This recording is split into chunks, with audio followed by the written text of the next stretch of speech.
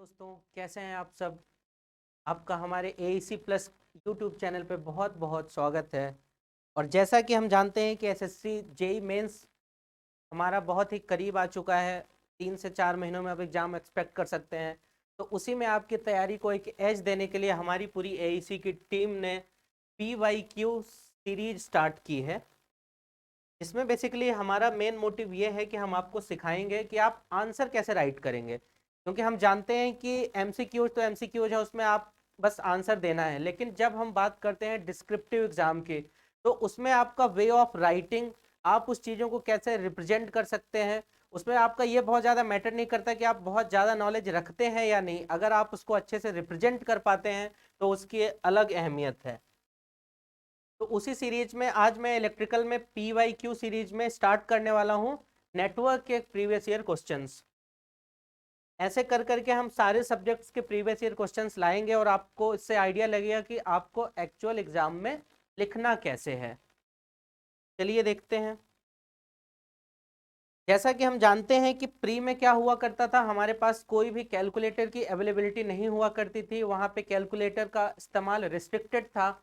यहाँ पे हमारे पास चूंकि डिस्क्रिप्टिव पेपर है तो हमको कैलकुलेटर का इस्तेमाल, तो आपका ये जो भी साइंटिफिक कैलकुलेटर है, ये जो मेरे पास भी है, इसका आप बिल्कुल इस्तेमाल करिए जब भी आप कभी क्वेश्चन प्रैक्टिस करिए, और आपको ये एग्जाम में भी अलाउड होगा। चलिए देखते हैं पहला सवाल क्या है हमारा। पहला सवाल देखते हैं। The resistance of a copper winding of a motor at room temperature of 25 degrees Celsius is 3 ohm. After an extended operation of the motor at full load, the winding resistance increases. ये एकदम से वही वाली बात है क्या कि अगर मान लीजिए आप टेम्परेचर बढ़ाते हैं, अगर मान लीजिए टेम्परेचर बढ़ाते हैं तो रेजिस्टेंस क्या होता है, बाय डिफॉल्ट इंक्रीज हो जाता है। इसी पे इसने हमसे सवाल पूछ रखा है। Find the temperature rise given that the temperature coefficient of copper at 0 degree Celsius is, इस वैल्यू हमको दे रखी है। तो इस टाइप के क्वेश्चन को अप्रोच करने का तरीका क्या है, आप सबसे पहले लिखिए इसमें, जैसा हम अपने 11th-12th के दिनों में किया करते थे कि इसमें गिवन क्या क्या दे रखा है। गिवन पहला डेटा तो हमको ये दे रखा है रेजिस्टेंस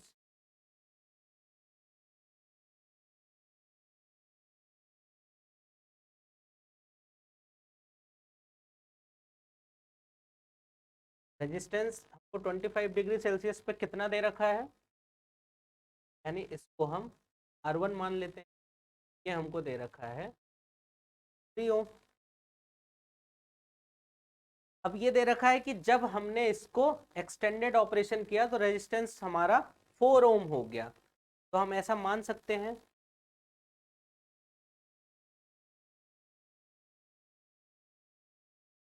कि रेजिस्टेंस एट किसी नए टेम्परेचर T2 पे क्या हो जाएगा, T2 डिग्री सेल्सियस पे हम मान सकते हैं R2 कितना हो जाएगा, 4 ओम हो जाएगा। पे हमको अल्फा गिवन है, अल्फा की वैल्यू कितनी दे रखी है, 0.0446। ये हमको अल्फा दे रखा है और हमारे पास कोई भी डेटा नहीं है इसमें। ये सबसे पहले हम गिवन लिख देंगे। ये तो आपको हर क्वेश्चन में करना ही है, चाहे आपको आंसर आए या ना आए। ये तो बेसिक स्टेप है जहां आप इसको क्या कर सकते हैं, गिवन लिख सकते हैं। अब इसके बाद देखते हैं, हम आ जाते हैं कि अब इसके आगे इसको प्रोसीड कैसे करेंगे। यहाँ पे हम लिखेंगे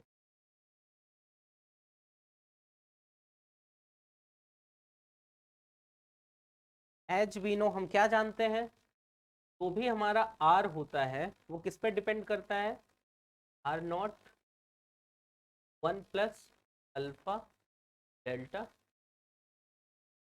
ये इक्वेशन हम जानते हैं, तो हम यहाँ मेंशन कर देंगे equation first.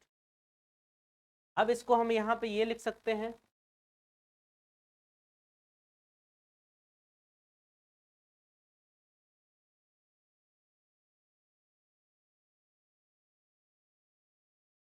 According to question, हम क्या लिख सकते हैं यहाँ पे, R1 equal to R0 plus alpha, और ये डेल्टा टी ये 0 डिग्री सेल्सियस पे हमको दे रखा है, और पहले केस में टेम्परेचर हमारा अगर यहाँ देखें तो कितना है 25 डिग्री सेल्सियस, यानी कि यहाँ पे हम लिख सकते हैं 25।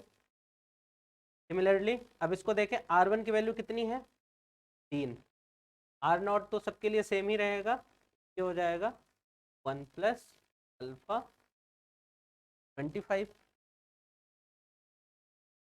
इस इक्वेशन को हम नाम दे देते हैं इक्वेशन। अब इसी तरह हम सिमिलरली क्या कर सकते हैं,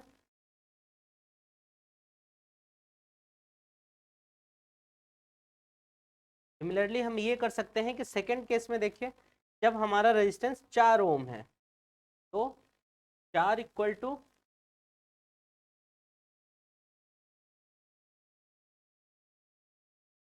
अब इस बार हमको टेम्परेचर नहीं पता, यानी कि T2 है टेम्परेचर हमारा, यहाँ पे हम लिख सकते हैं 2, ये है हमारा टेम्परेचर T2।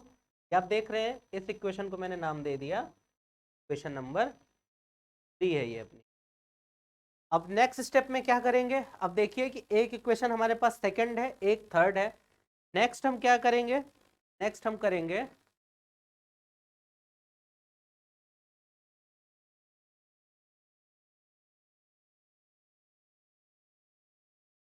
नेक्स्ट हम करेंगे 2 को डिवाइड कर देंगे इक्वेशन को थर्ड से, तो क्या आ जाएगा, क्या आ जाएगा 3/4। R0 से R0 कैंसिल हो जाएगा, यहाँ आप देख सकते हैं तो ये कैंसिल हो जाएगा।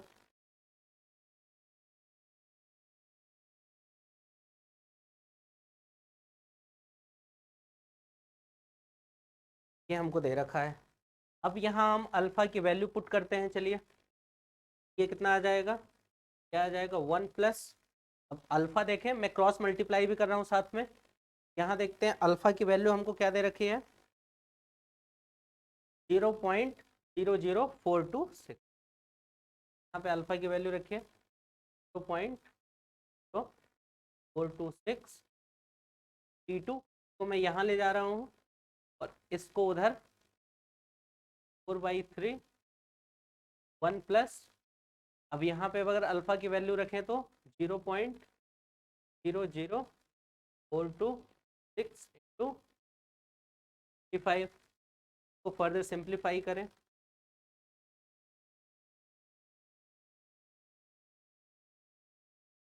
यहाँ पे क्या आ जाएगा, मैं आप कैलकुलेटर का इस्तेमाल कर सकते हैं।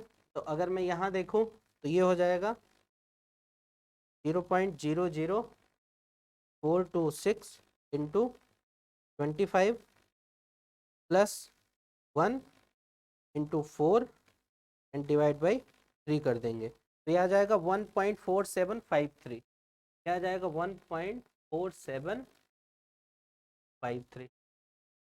अब देखिए यहाँ से अगर मैं T2 निकालना चाहूँ तो क्या हो जाएगा, वो हो जाएगा 1.4753 माइनस 1, क्या आ जाएगा 0.4753 और डिवाइडेड बाई 426।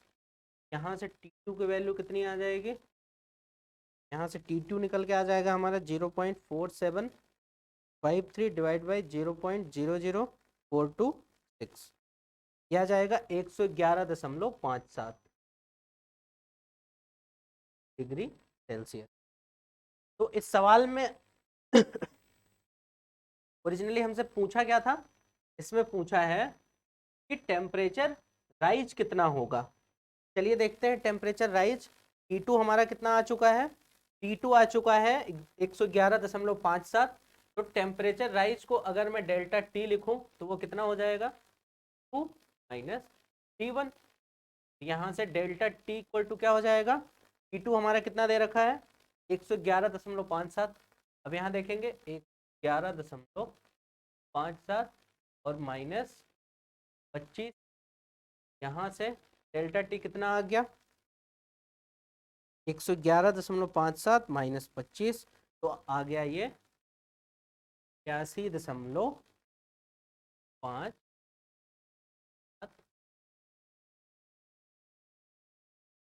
तो हम अपना क्या लिख देंगे, यही क्या है हमारा आंसर। तो आप सवालों को करने के लिए बिल्कुल ऐसा अप्रोच अपना सकते हैं, लास्ट में हम लिख देंगे hence the temperature rise after the use of machine will be 86.57 degree. तो इस तरह से हमारा पहला सवाल हो जाएगा कंप्लीट। अब इसमें आप ध्यान से देखिए तो हमने क्या क्या किया। सबसे पहले तो हमने इसमें गिवन लिखा, ये सारी वैल्यूज तो हमको हर सवाल में करनी ही है, ये जो भी वैल्यूज दे रखी हैं इनको हमें हर सवाल में करना ही है, आपको आए चाहे ना आए। इसके बाद हम जो भी इसमें फॉर्मूला यूज्ड है इस वाले फॉर्मूले का हमने इस्तेमाल किया और यहाँ पे मेंशन कर दिया उसको इक्वेशन 1 लिख के। इसके बाद जो भी अकॉर्डिंग टू क्वेश्चन हमको वैल्यूज दे रखी थी उसको पुट किया यहाँ पे, और फिर लास्ट में हमने कैलकुलेट करके यहाँ पे इसका आंसर निकाल दिया। आई होप आपको इस पहले सवाल का सॉल्यूशन समझ में आया होगा। चलिए बढ़ते हैं अगले सवाल की ओर। हमारा दूसरा सवाल क्या दे रखा है हमको, हमारा दूसरा सवाल हमको दे रखा है a series combination of two capacitance. देखिए एक तो हमको C1 इक्वल टू 5 दे रखा है माइक्रोफेरेड एंड T2 हमको दे रखा है 10 microfarad connected across a DC supply of 300 volt. यहाँ पे देखिए हमको क्या दे रखा है, एक डीसी सप्लाई दे रखी है कितने की, 300 वोल्ट की। तो डिटरमाइन हमको इसमें क्या डिटरमाइन करना है, चार्ज, वोल्टेज और एनर्जी स्टोर्ड। यानी कि ये कैपेसिटर का बेसिक सा सवाल है। बस इसमें आपको ये याद रखना है क्या कि Q इक्वल टू क्या होता है V, यानी कि V is directly inversely proportional to 1/C। यानी कि इसमें जो भी वोल्टेज होगा वो करंट के वो कैपेसिटेंस के इनवर्स प्रोपोर्शन में होगा। तो चलिए देखते हैं 1 बाय 1 इसको कैसे सॉल्व करेंगे। तो इसमें भी हमारा मेथड सेम रहेगा। सबसे पहले हम क्या लिखेंगे, सबसे पहले हम गिवन लिखेंगे। ये देखिए सबसे पहले हम इसमें गिवन लिखेंगे। इसमें क्या क्या गिवन है, सीरीज कॉम्बिनेशन दे रखा है। देखिए आप इसको इस तरीके से डायग्राम बना सकते हैं, ये हमको दे रखा है और इसको हमने कनेक्ट किया है एक की सप्लाई है हमारे पास 300 वोल्ट की। ये है हमारे 300 वोल्ट की सप्लाई। ये हमको दे रखा है C1, हमको दे रखा है C1 की वैल्यू हमको दे रखी है 5, T2 की वैल्यू हमको दे रखी है। अब यहाँ पे हम ऐसा मान सकते हैं कि इस वाले कैपेसिटर के अक्रॉस जो भी वोल्टेज होगा उसको मैंने नाम दे दिया VC1, और इस वाले कैपेसिटर के अक्रॉस जो भी वोल्टेज होगा उसको हम क्या नाम दे सकते हैं, V2 बिल्कुल दे सकते हैं। ये हो गया गिवन लिख के हम ऐसा सर्किट डायग्राम बना लेंगे। ये हमारी सप्लाई है 300 वोल्ट की। इसमें ध्यान रहे हमको 3 क्वांटिटीज निकालनी है। चलिए देखते हैं इसमें सबसे पहले हम क्या कर सकते हैं। यहाँ पे हम ऐसा मेंशन कर सकते हैं कि as we know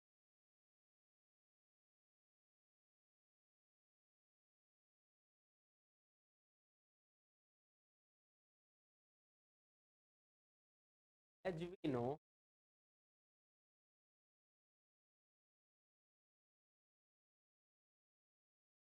capacitor P is inversely proportional to 1/C, hence अब देखिए ये जो VC1 है, VC1 को हम कैसे लिखेंगे, जो भी हमारा VC1 होगा वो हो जाएगा 300 इंटू, अब ध्यान रहे कि इनवर्स प्रोपोर्शन है यानी कि हम इस C1 के क्रॉस लिख रहे हैं। यहाँ पे हम लिखेंगे सबसे पहले ऊपर आएगा C2 अपॉन 1 प्लस E2। ऐसा कर सकते हैं क्यों, क्योंकि ये इनवर्स प्रोपोर्शन में दे रखा है। यहाँ से अगर मान लीजिए हम वैल्यूज रखें,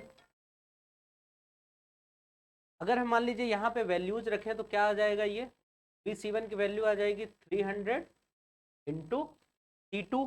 T2 हमारा कितना है, T2 है हमारा 10, यहाँ रखते हैं की वैल्यू रखेंगे 10 के बाद C1 और प्लस ये कितना आ जाएगा VC1 अगर हम देखें तो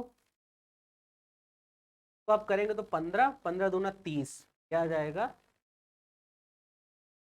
200 वोल्ट। सिमिलरली अगर मान लीजिए आप VC2 निकालना चाहें, VC2 कितना आ जाएगा तो हो जाएगा 300 टू E1 अपॉन 1 प्लस। क्योंकि ये आपका डिस्क्रिप्टिव पेपर है इसलिए मैं इतनी चीज़ें डिटेल में बता रहा हूँ, आपको एग्जाम में इसको फॉलो भी करना है। यहाँ से ये हो जाएगा 300 इंटू ये हो जाएगा 5 ऑन 5 प्लस 10, ये कितना हो जाएगा, क्या आ जाएगा 100 वोल्ट। यानी कि अब हमारा VC1 आ चुका है, VC2 आ चुका है, दो चीज़ें हमको पता चल चुकी हैं। तो अब हम अपने पहले क्वेश्चन के आंसर पे आते हैं। पहला हमसे क्या पूछा है, देखिए अगर पहला हमसे चार्ज पूछा है, चार्ज पूछा है तो मान लीजिए पहले कैपेसिटर पे चार्ज हमारा Q1 है, Q1 इक्वल टू क्या हो जाएगा, Q1 इक्वल टू हो जाएगा C V1। यहाँ पे अगर मान लीजिए वैल्यू रख दे, C हमारा कितना है 5 और V1 कितना दे रखा है हमारा, V1 आ चुका है VC1, क्या इसको और आप VC1 भी कर सकते हैं, VC1 हमारा कितना आ चुका है 200, ये हो गया 1000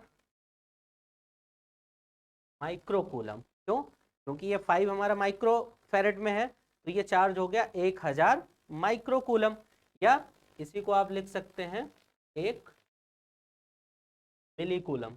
ठीक है, 1000 माइक्रोकूलम या इसी को आप लिख सकते हैं 1 मिलीकूलम।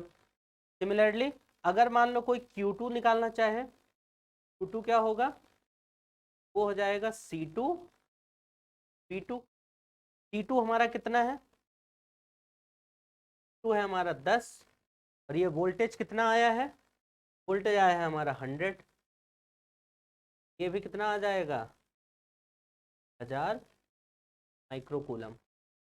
अब यहाँ पे आप एक इंटरेस्टिंग चीज नोटिस कर रहे होंगे, क्या, देखिए ध्यान से सब कोई, यहाँ पे आप ऐसा देख पा रहे होंगे कि दोनों में चार्ज सेम आ रहा है, यानी कि बिल्कुल ही प्रैक्टिकली सही है। क्यों, क्योंकि सीरीज में हम जानते हैं कैपेसिटर में सीरीज में क्या होता है, चार्ज की वैल्यू सेम होती है। यानी कि अगर ये यहाँ पे चार्ज सपोज मान लीजिए Q है तो यहाँ पे भी चार्ज क्या होना चाहिए, Q होना चाहिए। इसके बाद वोल्टेजेस तो हम लोग ऑलरेडी निकाल ही चुके हैं, जो भी हमारा सेकंड था, सेकंड क्या था हमारा, सेकंड हमारा मान लीजिए वोल्टेज था,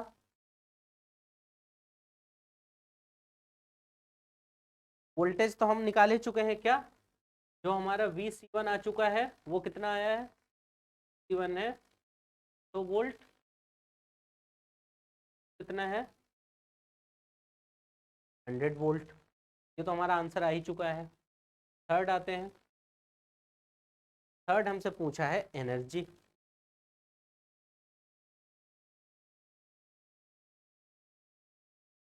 एनर्जी क्या होगी, अगर हम बात करें,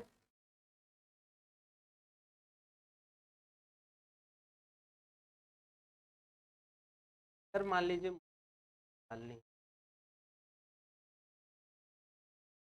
एनर्जी मान लीजिए पहले कैपेसिटर के लिए मैं बात करूं E1 इक्वल टू क्या हो जाएगी, एनर्जी हो जाएगी हाफ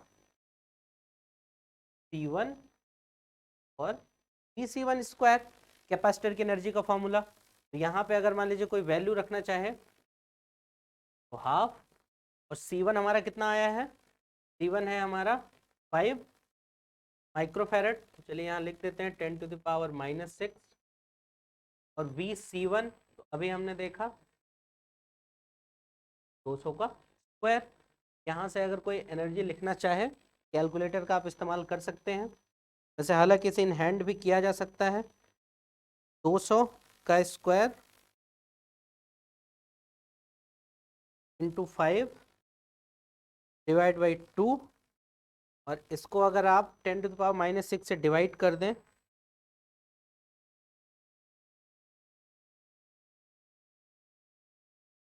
ये आ रहा है 0.1 जूल के आसपास। ये इसकी एनर्जी आ जाएगी, क्योंकि यहाँ से ये 4 जीरो आएगा। आप ऐसे भी कर सकते हैं, 4 जीरो यहाँ से आया तो यहाँ से 4 जीरो इससे कैंसिल हो गया, और ये कितना हो गया 10। हाँ ठीक है, 0.1 जूल आ जाएगा। सिमिलरली आप क्या कर सकते हैं, सिमिलरली आप को भी निकाल सकते हैं। क्या होगा, हाफ स्क्वायर, यहाँ पे देखिए हाफ की वैल्यू कितनी है 10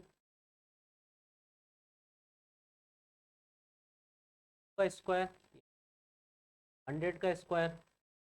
चलिए अब देखिए, मैं इसको इन हैंड कैलकुलेशन करके दिखाता हूँ आपको।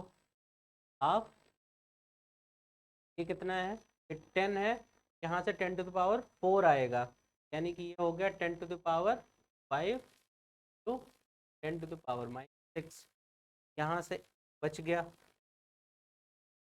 तो हमने लिख दिया 0.5, तो हो गया इंटू 10⁻⁻1।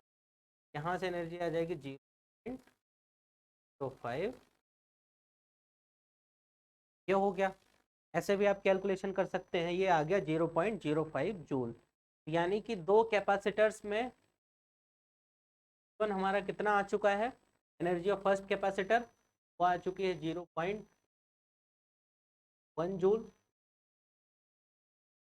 कितना आ जाएगा देखें तो 2 तो ये हो गए हमारे दोनों आंसर्स।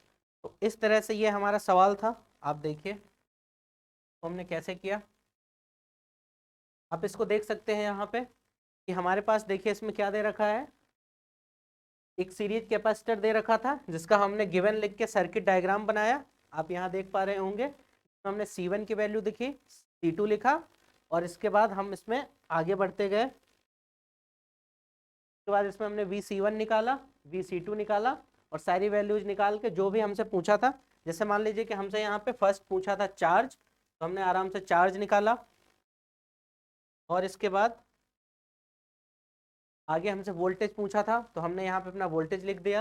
इसके बाद एनर्जी पूछा था, तो लास्ट में हमने यहाँ पे दोनों कैपेसिटर की आंसर लिख दिया। आप कुछ इस तरह से सवालों को अप्रोच कर सकते हैं। चलिए अगला सवाल, एक आसान सा सवाल देखते हैं। इसमें हमको देखिए क्या दे रखा है, पढ़िए। इसमें हमको दे रखा है डिटरमाइन द रेजिस्टेंस, देखिए determine the resistance and the power dissipation of a resistor that must be placed in series with a 50 ohm resistor across a 220 volt source in order to limit the power dissipation in the 50 ohm resistor to 200 watts। यानी कि हमसे ये पूछ रहा है कि हमको एक रजिस्टर लगाना है जो उस पावर डिसिपिएशन को क्या करे, लिमिट करे, कितने पे, 200 वॉट पे। चलिए सबसे पहले हम अपना बेसिक सर्किट देखते हैं।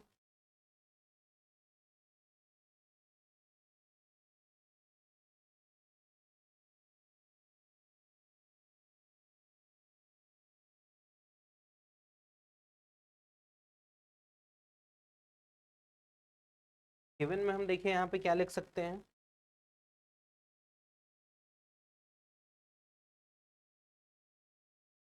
गिवन में हमारे पास कुछ भी नहीं दे रखा है, 50 ओम का रजिस्टर, इसके अक्रॉस पावर 200 वॉट है। यानी कि अगर मैं इसका बेसिक सा सर्किट डायग्राम बनाऊं, सोर्स हमको 220 वोल्ट का दे ही रखा है, ये है हमारा 50 ओम का रजिस्टर। पावर कितनी दे रखी है हमको, 200 वॉट दे रखी है, ठीक है।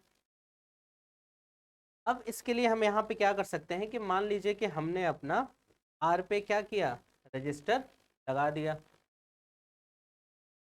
ये हमने मान लिया कि हमारा क्या है, रजिस्टर है, और ये अपनी सप्लाई कितनी दे रखी है, तो 30 वोल्ट की। मान लीजिए इससे करंट आई फ्लो हो रहा है। अब ये कह रहा है कि पावर को 200 वॉट पे लिमिट करना है, यानी कि अगर मैं देखूं ये क्रॉस पी क्या हो जाएगी, यहाँ पे लिखें पावर पावर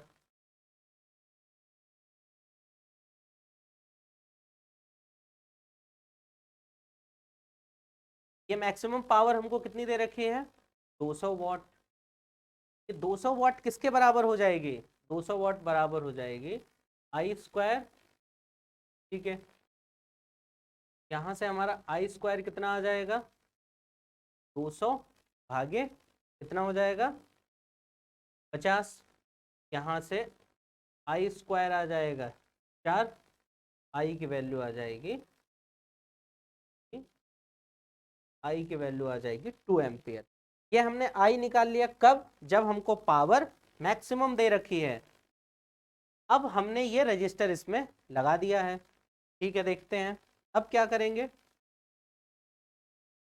अब हमने इसमें रजिस्टर लगा दिया है, तो जो भी हमारा आई होगा, आई मैक्स मान सकते हैं, वो 220 50, और ये जो आर है हमारा वो एडिशनल रजिस्टर है। यहाँ से अगर इसको सॉल्व करें 50 प्लस आर 20, और आई मैक्स की वैल्यू हमारी 2 आ ही चुकी है। यहाँ से प्लस आर 220 भागे 2 कितना हो जाएगा तो 10, यानी आर की वैल्यू यहाँ से कितनी आ जाएगी 110 माइनस 50, आर की वैल्यू यहाँ से आ जाएगी, यहाँ पे आप ऐसा लिख सकते हैं हेंस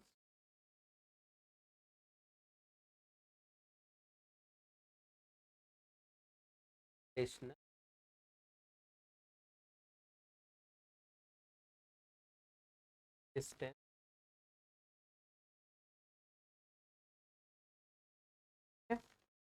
इस तरह से आप इसका फाइनल आंसर दे सकते हैं।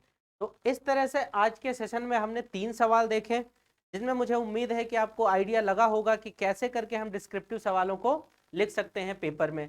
आगे चल के ऐसे ही करके मैं और क्वेश्चंस आपके सामने लाता जाऊंगा, नेटवर्क के सारे सब्जेक्ट्स के एक एक करके हम बात करते जाएंगे, और आशा करता हूं कि आपको इस सेशन से हेल्प मिलेगी। इसी तैयारी को और स्ट्रॉन्ग करने के लिए हमारी टीम अभ्यास बैच लेके आई है, जिसमें आपको उस एमसीक्यू की दुनिया के अलावा डिस्क्रिप्टिव पेपर कैसे सॉल्व करते हैं, इन सारी पढ़ाई यहाँ पे की जाएगी। जिसमें एसएससी जेईई मेंस में अपने पास सिविल, इलेक्ट्रिकल, मैकेनिकल तीनों ब्रांचेस में कोर्सेस अवेलेबल है। 5 दिसंबर से क्या है हमारा स्टार्ट हो चुका है, ऑलरेडी बैचेस स्टार्ट हैं। तो आप चाहें तो भोपाल सेंटर आके एडमिशन ले सकते हैं। इसके बाद हमारे पास ये जो हमारा है ये ऑफलाइन और ऑनलाइन दोनों मोड में अवेलेबल है। अगर आप हमारा रेगुलर बैच ज्वाइन करते हैं तो आपको कॉम्प्लीमेंट्री टेस्ट सीरीज मिलेगी, इसमें आपको 10 मॉक टेस्ट देखने को मिलेंगे। और अगर हम फीचर्स की बात करें तो आपको डेली प्रैक्टिस क्वेश्चन देखने को मिलेंगे, कोर्स कंप्लीशन गारंटी, और आपको special focus on answer writing. जैसा कि हम इस सेशन में भी देख रहे हैं कि मेंस के लिए हमारा आंसर राइटिंग बहुत ही ज़्यादा जरूरी है। इसके बाद अगर मान लीजिए कि कोई केवल टेस्ट सीरीज बस ऑप्ट करना चाहे तो वो क्या कर सकता है, वो केवल टेस्ट सीरीज भी ले सकता है हमारी, जो हमारी 25 दिसंबर से स्टार्ट हो रही है। उसके कुछ सैलिएंट फीचर्स क्या क्या हैं, आपको 10 टेस्ट देखने को मिलेंगे, डिटेल सॉल्यूशन आपको देखने को मिलेगा। तो आप ये टेस्ट सीरीज भी क्या कर सकते हैं, परचेज कर सकते हैं। चलिए इस सेशन में बने रहने के लिए आपका धन्यवाद। आगे के सेशंस में हम कुछ और क्वेश्चंस के साथ मिलेंगे और कुछ और नए सवालों को सॉल्व करेंगे। तब तक के लिए धन्यवाद।